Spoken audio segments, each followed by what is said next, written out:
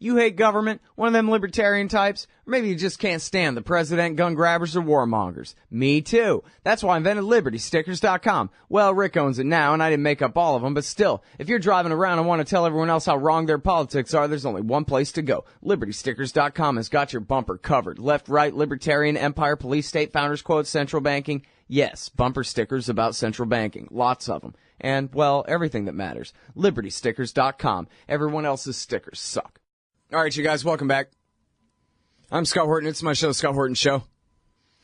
And every day on this show, you hear me read articles by Jason Ditz from news.antiwar.com. He is our managing news editor there, and he is on top of it all day long. News.antiwar.com. Welcome back to the show, Jason. How are you, man? I'm doing good, Scott. How are you? I'm doing real good. I really appreciate you joining us, and especially short notice, et cetera, like that. So extra thanks there. Tell me the bad news, man. Give us the 101 on the Yemen war. Well, unfortunately, it's about as bad as it's ever been, and it's mostly more of the same. 7 months in, the situation's really gotten no better. They're still fighting over Taiz. Huge civilian death tolls pretty much on a daily basis. And no end in sight. All right, so I guess, you know, in the basic scheme of things, the movement that the Houthi Zaidi movement that now controls the capital city of Sana'a, based up there, I guess, in the northwest primarily of the country, and they control at least that swath of territory between the capital and the Saudi border, I assume. How much of the rest of the country do they control? Or first of all, is that even correct? And then second of all, how much of the rest of the country is in dispute at this point by Saudi and UAE, et cetera, forces? Quite a bit of the country is in dispute. Taiz, most of the Taiz province is in dispute.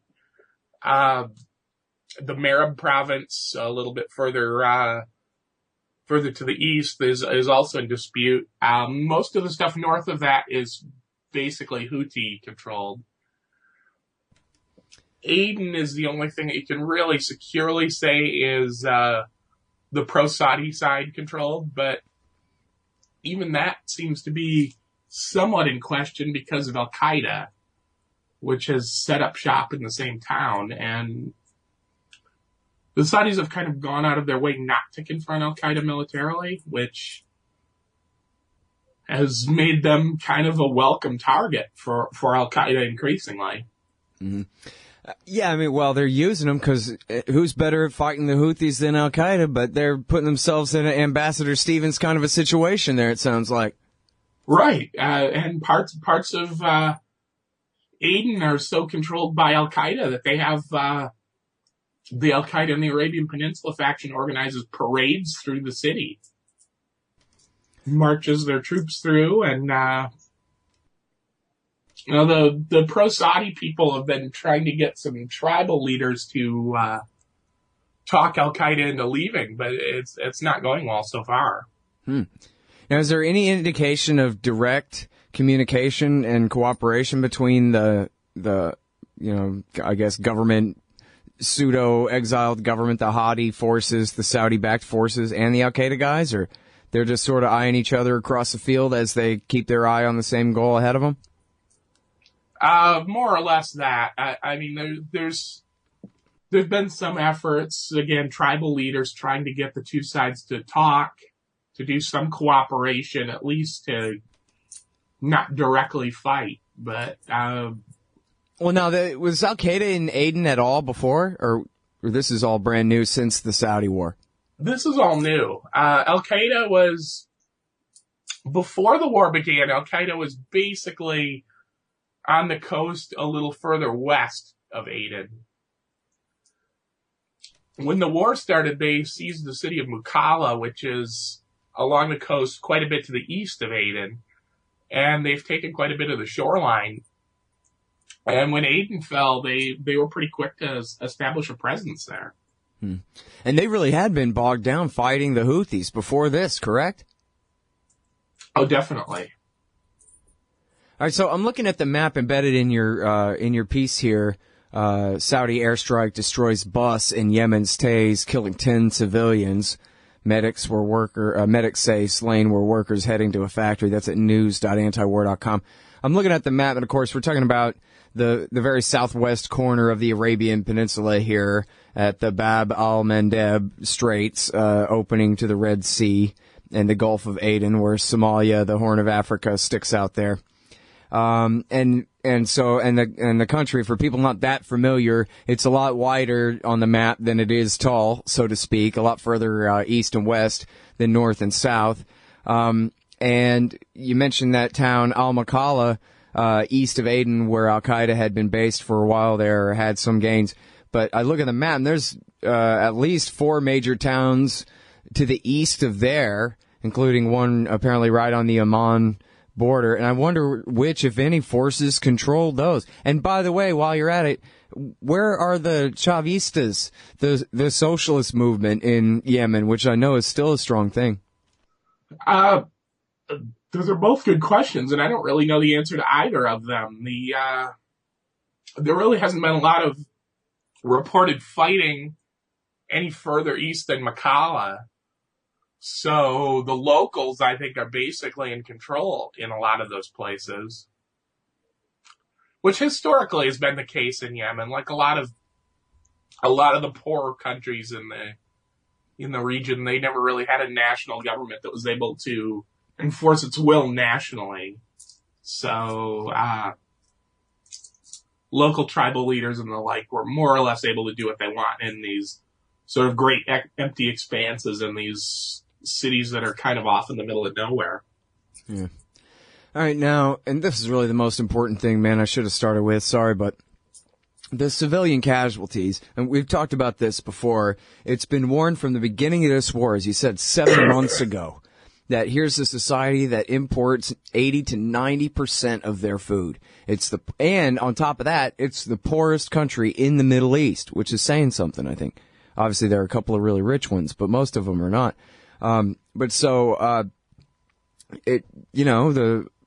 It seemed real clear. And of course, with the war, you have total disruption of whatever market systems and distribution networks ever existed are all completely jeopardized. There's no gasoline.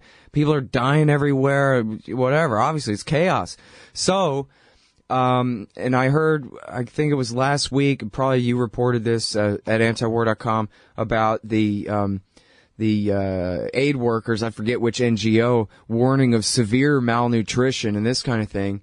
But I wonder if you're seeing many reports about, or many in-depth kind of reports about just what is happening to the civilian population of Yemen, especially concerning their food and water resources here. We're really not receiving as many reports as you'd think. And I think a lot of that is because there's a war going on over the whole country, which has made getting to a lot of these places all but impossible for reporters. So we really don't have a lot of accurate reporting on the ground of specifics going on in specific towns. But yeah, like you say, when aid groups have talked, it's never a pretty picture, and it seems like it's always getting a little bit worse. I mean, in the early months of the war, we were talking about the price of flour going double every few days, eventually hitting a point where the price of flour had doubled 5 or 6 times within a matter of a couple of weeks, and then you couldn't find flour anywhere. And that was months ago, so there's been basically no flour since then. And, all the more desperate sort of famine-type foods that people turn to, stored foods and things like that, are very quickly being run through. In a country as poor as Yemen, there was never a lot of that to begin with. Never tremendous food security, but it's only gotten worse, and it seems like it's only going to continue to get worse. All right, man. Hold it right there, Jason. We'll be right back after this with Jason Ditz on the war in Yemen, y'all.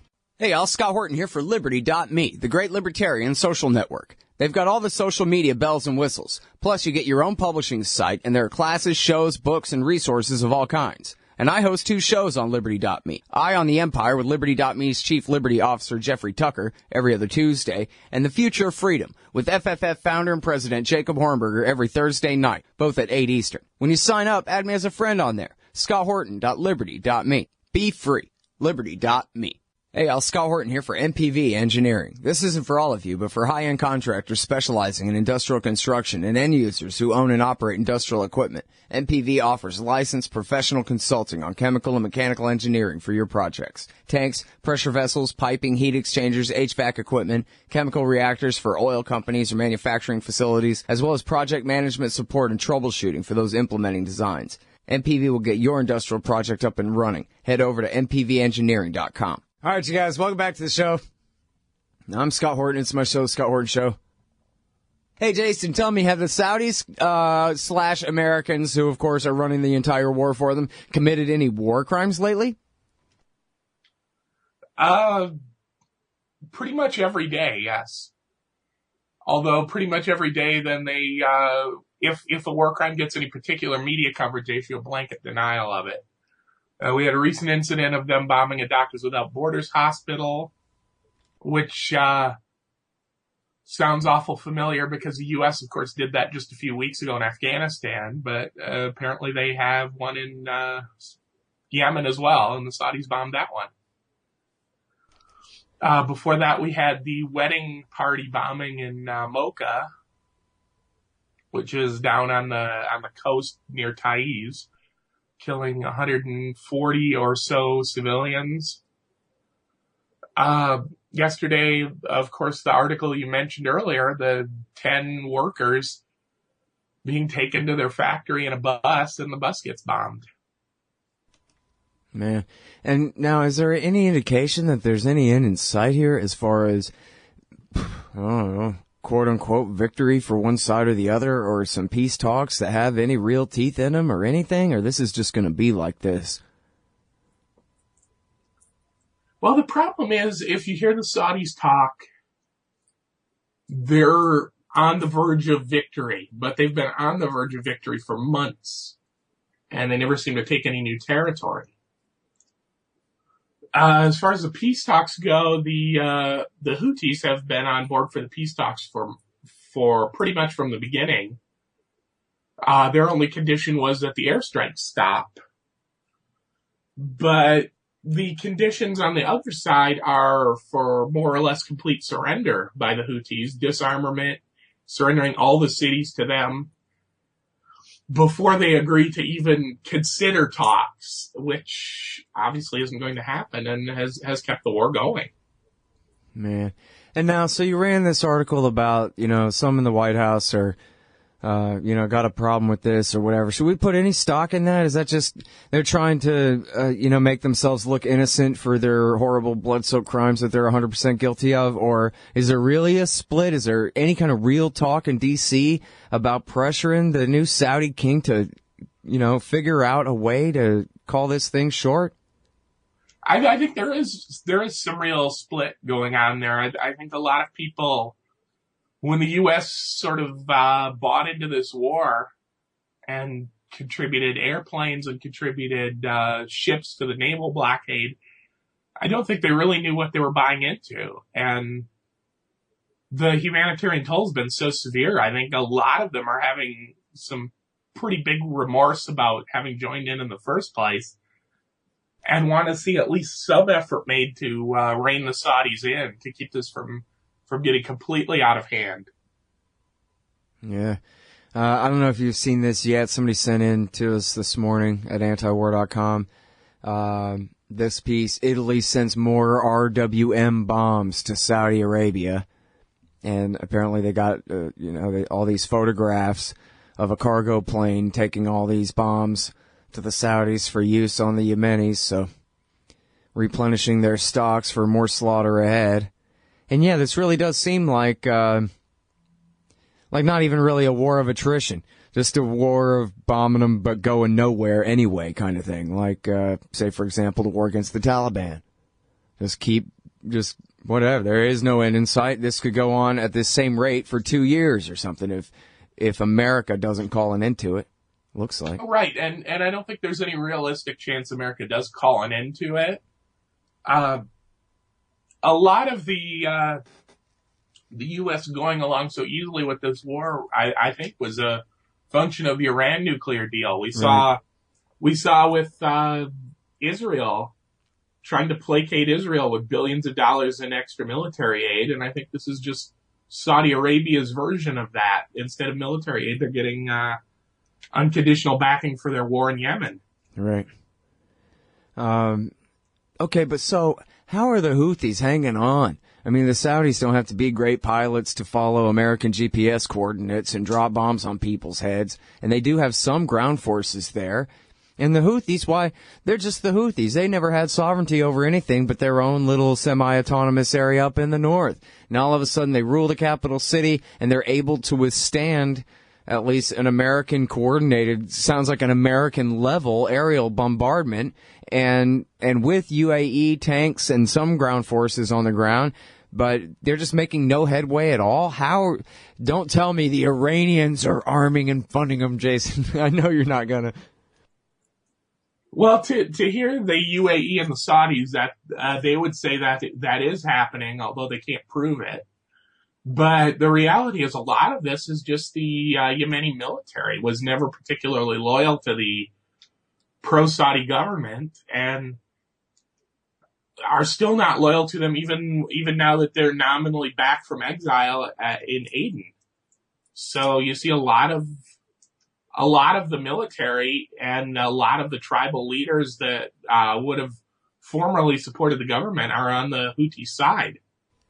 Yeah, well, I mean, they won't talk about this damn thing at all, really, on TV, but they certainly never really get into all of that. That, Saleh and his men have now kind of changed sides, that the Houthis have an army that's willing to fight for them. They kind of took the army over. They didn't debautify it and abolish the whole damn thing. They kind of co-opted it, and I guess as long as they're paying salaries. But that sort of implies, to tell that story at all implies some bit of popular sovereignty behind the Houthi movement. If others besides the Houthis are willing to be ruled by them and work with them to such a great degree, I mean, imagine that war is the health of the state over there. as the people rally around their country, whoever's running their country, as it's being bombed from the outside. Well, right, and I think a lot of this is the old North-South nationalist split, too, because the Houthis are an overwhelmingly northern movement. The Shiite population in Yemen is almost exclusively in the far north. President Hadi, that resigned back in January, was born just outside of Aden in the far south, and now he's declared his new capital to be Aden. His troops are mostly flying the flag of South Yemen, not the flag of the Yemen that he was nominally president of last year. So I think for a lot of people, this is really just a new North-South civil war in Yemen. Yeah. And maybe even ultimately a war of secession, and they're just going to break back apart again, it sounds like. Yeah, I think the reality is that in most of the ways that matter, it's already happened. Yeah. And the real question is just where the border is going to be this time. Right. Well, man, what a bunch of bad news. I guess, let me ask you this. Any European nations trying to do anything to budge the blockade and allow escalation of aid or any kind of thing? Any sort of silver lining or, light at the end of the tunnel for the civilian population there at all? There really hasn't been. There have been a lot of European aid groups that have come out very critically of the blockade, as would be expected, but as far as European governments, no, they're really just sort of standing by. Even when the British government made a sort of token expression of regret when the Doctors Without Borders hospital was hit, Saudi Arabia reacted with outrage to that and demanded a British apology and said it was inappropriate of them to be lecturing them on human rights. Yeah. Well, Sounds about right, I guess. And yeah, I guess as long as they have carte blanche from the U.S., just nobody's even really covering it because I guess everybody already knows they can't do a damn thing about it. It's funny, isn't it, how overshadowed it is in even the international media by the conflict in Syria and Iraq and elsewhere? It really is. And the fighting is no less severe and the civilian casualties are no smaller. But somehow Yemen, with its barely functioning economy to begin with and its almost trivial amount of oil reserves, just doesn't seem to be a priority. Except for the killers. All right, man. Well, thanks very much, Jason, again, for your great journalism, dude. I really appreciate it. Sure. Thank you for having me. That's the great Jason Ditz, y'all. News.antiwar.com. All day, every day. News.antiwar.com. Hey, you own a business? Maybe we should consider advertising on the show. See if we can make a little bit of money. My email address is scott@scotthorton.org. Hey, y'all. Scott Horton here for wallstreetwindow.com. Mike Swanson knows his stuff. He made a killing running his own hedge fund and always gets out of the stock market before the government-generated bubbles pop, which is, by the way, what he's doing right now, selling all his stocks and betting on gold and commodities. Sign up at wallstreetwindow.com and get real-time updates from Mike on all his market moves. It's hard to know how to protect your savings and earn a good return in an economy like this. Mike Swanson can help. Follow along on paper and see for yourself. wallstreetwindow.com. Hey, y'all, Scott Horton here to tell you about this great new ebook by longtime Future Freedom author Scott McPherson. Freedom and Security, the Second Amendment and the Right to Keep and Bear Arms. This is the definitive principled case in favor of gun rights and against gun control. America is exceptional. Here the people come first, and we refuse to allow the state a monopoly on firearms. Our liberty depends on it. Get Scott McPherson's Freedom and Security, the Second Amendment and the Right to Keep and Bear Arms on Kindle at Amazon.com today.